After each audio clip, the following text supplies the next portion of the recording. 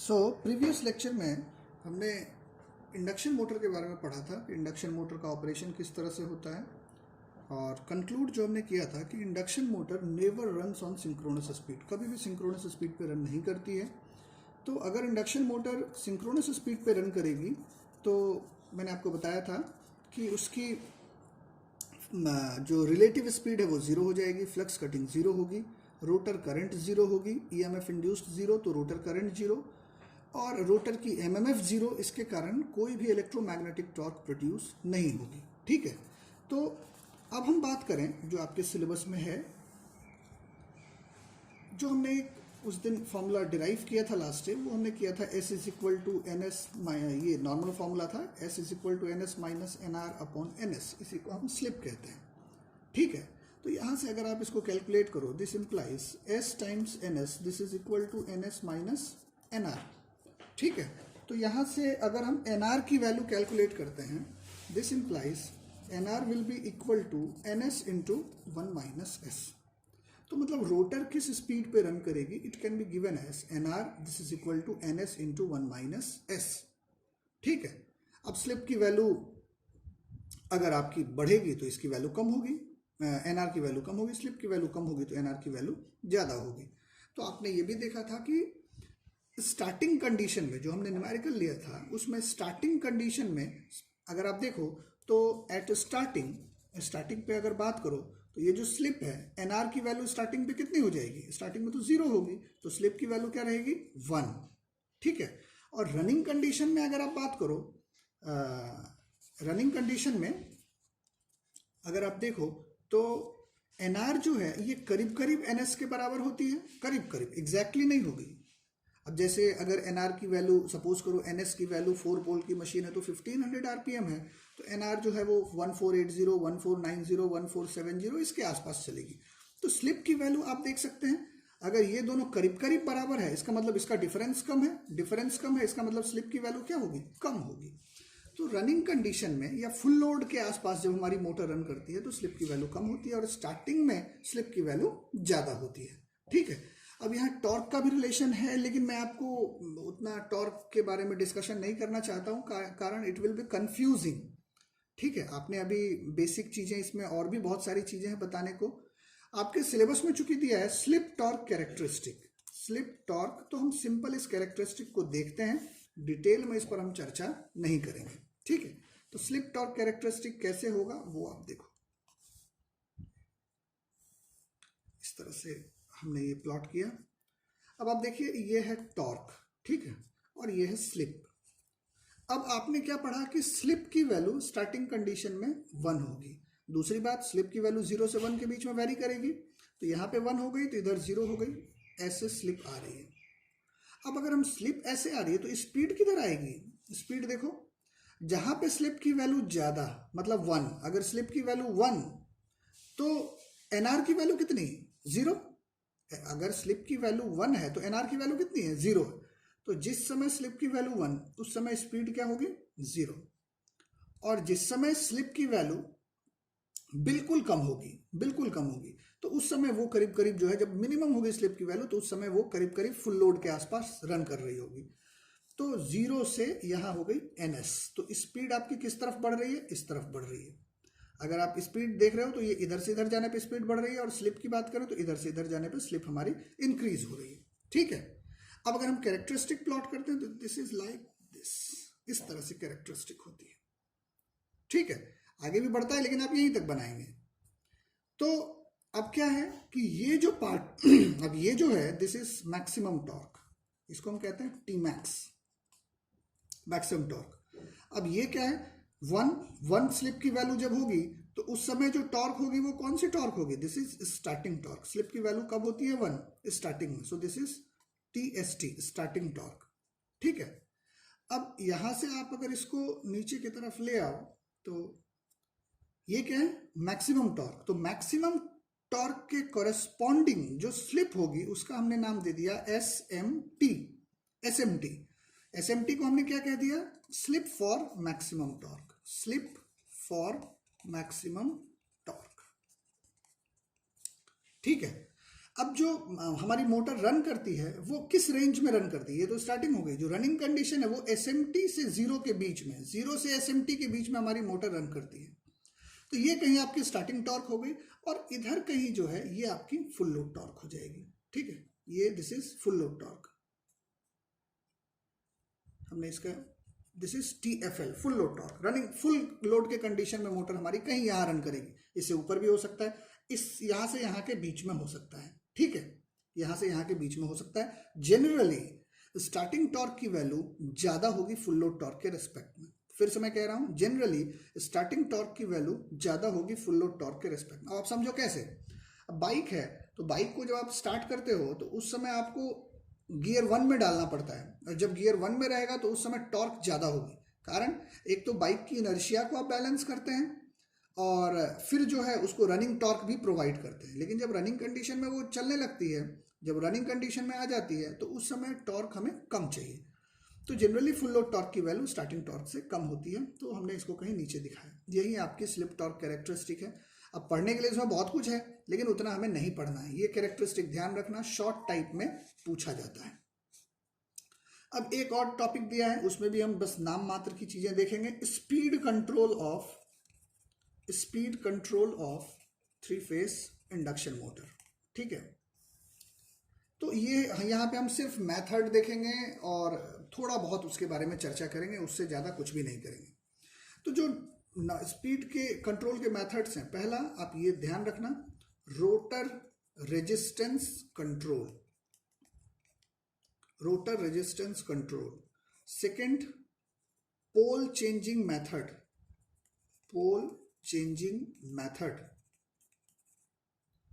Third is voltage control method. Voltage में भी stator voltage, यहां पे आप लिख लेना, stator voltage control method. Fourth में आप लिख लें cascade connection of 3 phase induction motor. Fourth हो गया। फिफ्थ में इसमें आप लिख लो बाय फ्रीक्वेंसी कंट्रोल मेथड। ठीक है, इस तरह से हमने 5 मेथड देखे, और भी हैं, लेकिन बाय अब और है, जैसे बाय इंजेक्टिंग रोटर वोल्टेज, खैर जाने दो, उससे कोई मतलब नहीं है। यही 5 आपको ध्यान रखना है। ठीक है, अब देखो इसमें मैंने क्या क्या बताया। एक तो मेथड बताया कि रोटर के रेजिस्टेंस को आप कंट्रोल करो। तो ये जो मेथड है, ये method this is only applicable to slip ring induction motor. Pole changing method, this is only applicable to squirrel cage induction motor. ठीक है, अब ये सब तो सब में अप्लाई होता है, वोल्टेज कंट्रोल, कैस्केड कनेक्शन और फ्रीक्वेंसी कंट्रोल मेथड। अब देखिए बेसिकली क्या है, जो NR की वैल्यू है, ये आपने पढ़ा NS × 1 - S, इसी से हमें स्पीड कंट्रोल करना है। ठीक है, डिटेल हम बिल्कुल नहीं, मैं आपको बस एक बेसिक आइडिया दे रहा हूं। ये क्वेश्चन वैसे पूछा नहीं जाएगा आपके लेवल पे, फिर भी हम देखते हैं। NR this is equal to NS × 1 - S। तो इसका मतलब क्या है कि अगर हम यहाँ पे स्पीड को चेंज करें, तो एक तो हो सकता है कि आप स्लिप को चेंज करो, और एक हो सकता है कि आप NS को चेंज करो। ठीक है, तो जो पहला मेथड है उसमें हम रोटर के रेजिस्टेंस को चेंज कर रहे हैं। अगर आप रोटर के रेजिस्टेंस को चेंज करेंगे तो हमारी स्लिप की वैल्यू चेंज होगी। इफ रोटर रेजिस्टेंस अगर हमारी चेंज होगी तो स्लिप की वैल्यू चेंज होगी, और अगर स्लिप की वैल्यू चेंज होगी तो NR चेंजेस। ठीक है, अब स्लिप की वैल्यू बढ़ेगी या घटेगी, अगर आप रोटर रेजिस्टेंस को बढ़ाएंगे, इफ रोटर रेजिस्टेंस इंक्रीज करेंगे, तो आप स्लिप की वैल्यू हमारी इंक्रीज होगी या डिक्रीज होगी, इंक्रीज होगी। और स्लिप की वैल्यू अगर हमारी इंक्रीज होगी तो NR की वैल्यू क्या होगी, डिक्रीज होगी। ठीक है, अगर ये बढ़ेगी तो हमारी इसकी वैल्यू घटेगी। पोल चेंजिंग मेथड, ये तो फर्स्ट की बात हो गई कि NR this is equal to NS × 1 - S। Rotor resistance change करो, अगर आप चेंज करते हैं तो स्लिप चेंज होगी, स्लिप चेंज होगी तो NR चेंज होगी। अगर रोटर रेजिस्टेंस को हमने बढ़ाया तो बढ़ाने पे स्लिप की वैल्यू क्या होगी, इंक्रीज होगी। अब कैसे आप स्लिप की वैल्यू इंक्रीज होगी, तो देखो आप अगर कुछ इधर लेकर के जाओगे रोटर रेजिस्टेंस बढ़ेगी तो ये कैरेक्टरिस्टिक इधर आएगी और इधर आएगी। तो स्लिप पहले मान लो यहाँ थी, अब स्लिप कुछ इधर आएगी, फिर स्लिप कुछ और इधर आएगी। तो इस तरफ बढ़ने पे स्लिप हमारी बढ़ रही है तो स्लिप की वैल्यू बढ़ेगी,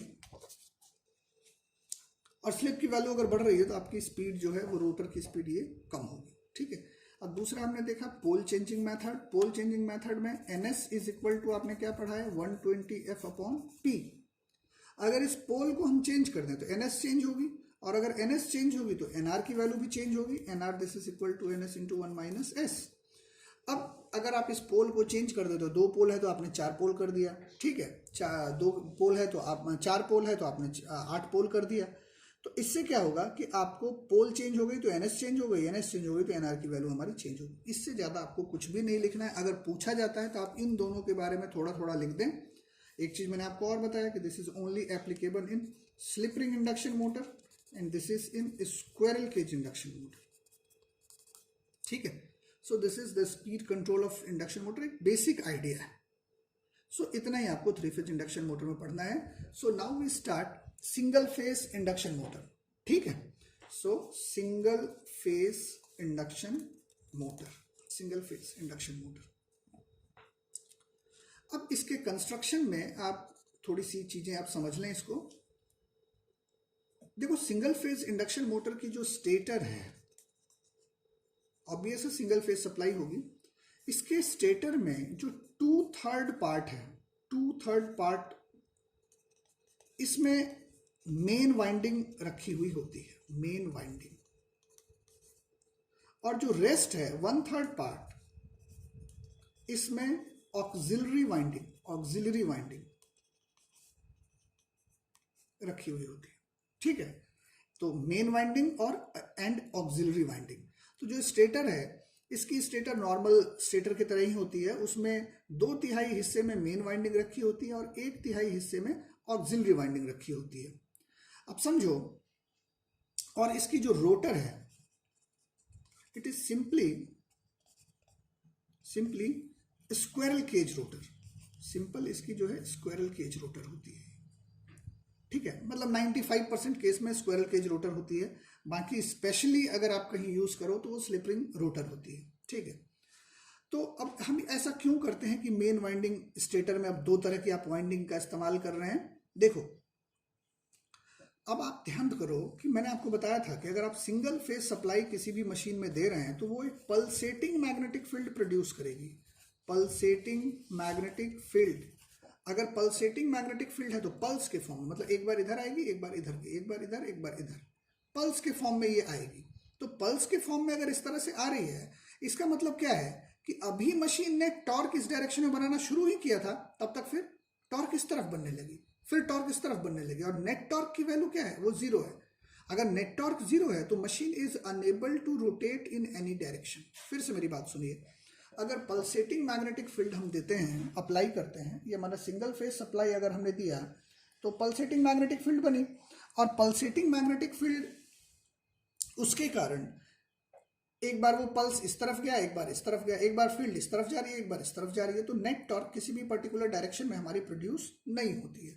तो जो आपसे पूछा जाए कि सिंगल फेज जो इंडक्शन मोटर है क्या वो सेल्फ स्टार्टिंग होती है, तो no, single phase induction motor is not self starting. Self starting इस वजह से नहीं होती है, STARTING, ये सेल्फ स्टार्टिंग नहीं होती है। कारण इसमें पल्सेटिंग मैग्नेटिक फील्ड प्रोड्यूस होती है, और इसके कारण किसी भी एक डायरेक्शन में नेट टॉर्क डेवलप नहीं हो पाती है। इस वजह से ये हमारी स्टार्टिंग नहीं, सेल्फ स्टार्टिंग नहीं होती है।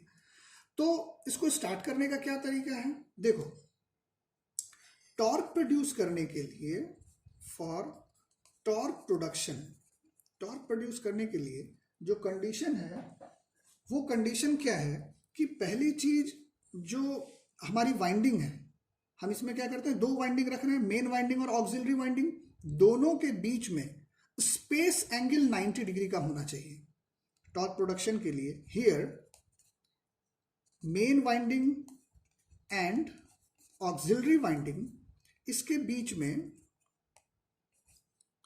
जो स्पेस में एंगल होना चाहिए, स्पेस एंगल वो 90 डिग्री का होना चाहिए। मतलब स्पेस में आप मेन वाइंडिंग और मैकेनिकल वाइंडिंग मेन वाइंडिंग और ऑक्सिलरी वाइंडिंग के बीच में 90 डिग्री का आप स्पेस एंगल रखें टॉर्क प्रोडक्शन के लिए। दूसरी चीज, there should be time phase displacement also, there should be time phase displacement also.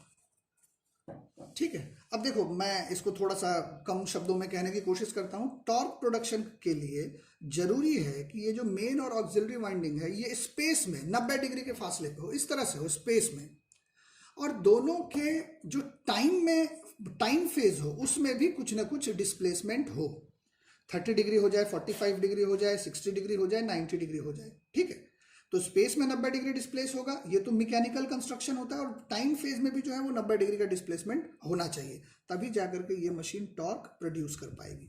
तो बेसिकली क्या है, सिंगल फेज को जब हम 2 फेज में स्प्लिट करते हैं, सिंगल फेज को जब हम 2 फेज में स्प्लिट करते हैं, तभी जाकर के जो मोटर है उसके अंदर एक रोटेटिंग मैग्नेटिक फील्ड प्रोड्यूस होगी।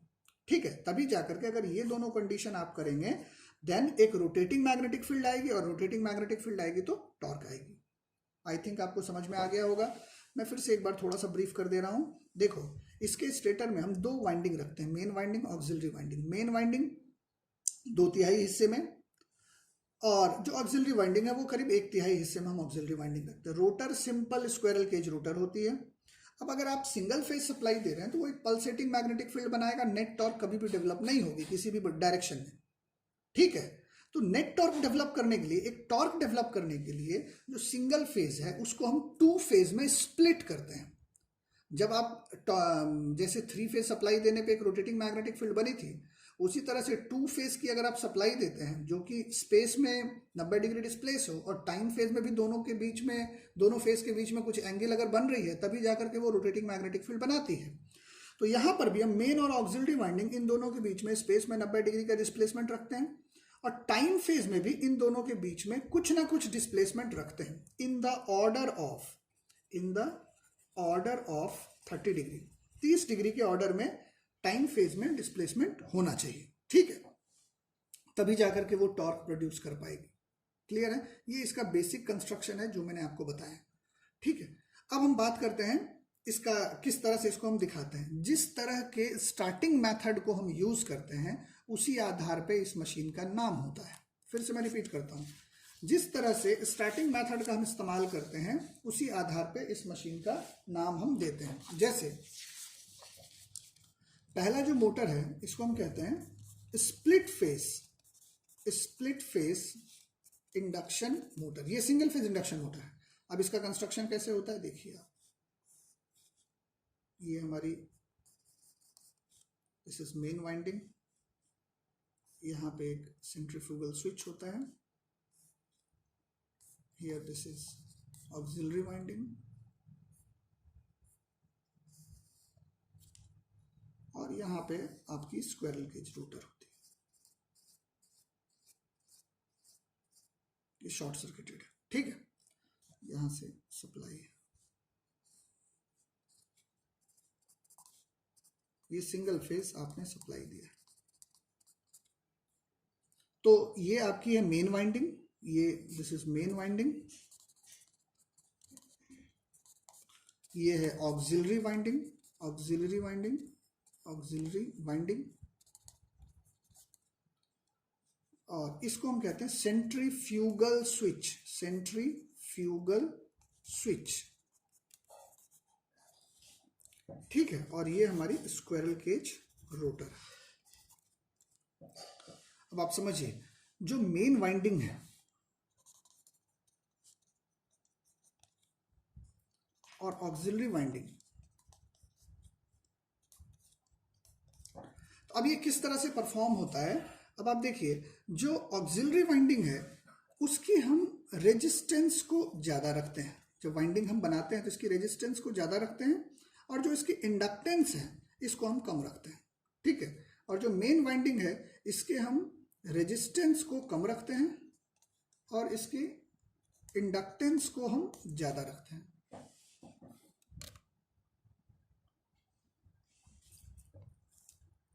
ठीक है। तो